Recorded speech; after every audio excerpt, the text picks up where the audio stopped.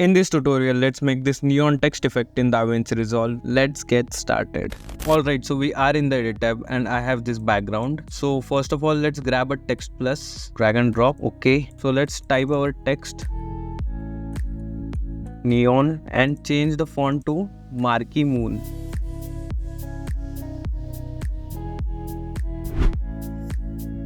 So let's increase the size